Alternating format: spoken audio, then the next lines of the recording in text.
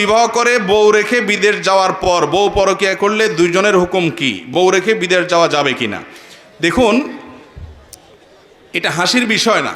আমাদের সমাজে আজকাল ঘরে ঘরে এই সমস্যা। বিশেষ করে প্রবাসী বেচারারা সারা জীবন বিদেশে পৌঁছে। আমার খুব মায়া হয় এদের জন্য। যত প্রবাসী পাইছি আমি বলি, ভাইরে, একটা সময় পর্যন্ত চাহিদাকে সংক্ষেপ করে দেশে চলে আসেন আল্লাহর হস্তে। বিদেশে বিশেষ করে মিডিল ইস্টে যারা যায়, আমি দেখছি বেশিরভাগ ভাইদের অবস্থা, প্রথম গেলে বলে কি, যাওয়ার পরে ওই যে মার কথা বউয়ের কথা মনে পড়ে, খুব চোখের পানি আসে, মনটা খারাপ লাগে। প্রথম যায় বলে যে শুধু ভিসার টাকাটা উঠাতে পারলেই হয়, আমি আর এদেশে থাকতেছি না। মাথা খারাপ, আপনজন রেখে থাকা যায়, কিন্তু ওখানকার হালুয়া রুটি ভালো বুড়া খাওয়ার পরে এত মজা পেয়ে যায়। এরপরে বলে যে আচ্ছা, ভিসার টাকা যেহেতু উঠছে, একটু বাড়িতে একটা দালান ঘর করতে পারলে চলে যাব।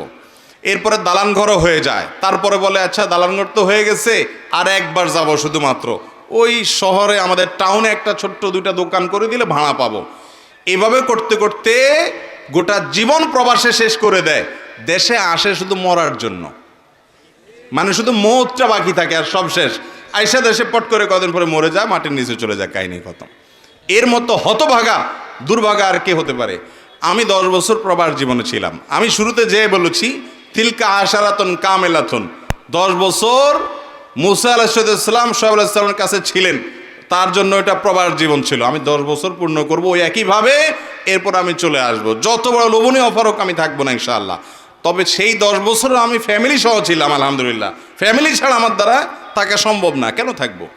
অনেক প্রবাসী ভাইরা আছেন, ঠিক আছে, সবার ফ্যামিলি নেওয়া সম্ভব না, আপনি ফ্যামিলি না নেন, কিন্তু একটা সময় আপনাকে চলে আসতে হবে। আমি সবসময় বলি, প্রবাসীরা প্রবাসে থাকতে হলে, বছরকে বছর থাকতে হলে 2টা ভিসা লাগবে। একটা হলো ওই দেশের অ্যাম্বাসির ভিসা, আরেকটা হলো আপনার বউয়ের ভিসা।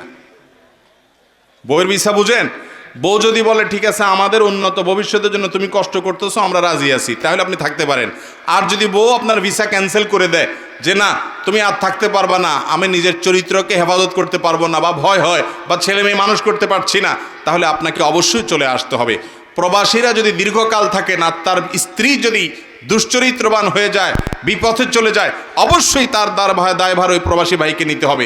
এই জন্য দীর্ঘকাল প্রবাসে পড়ে থাকা এটা জায়েজ নয়।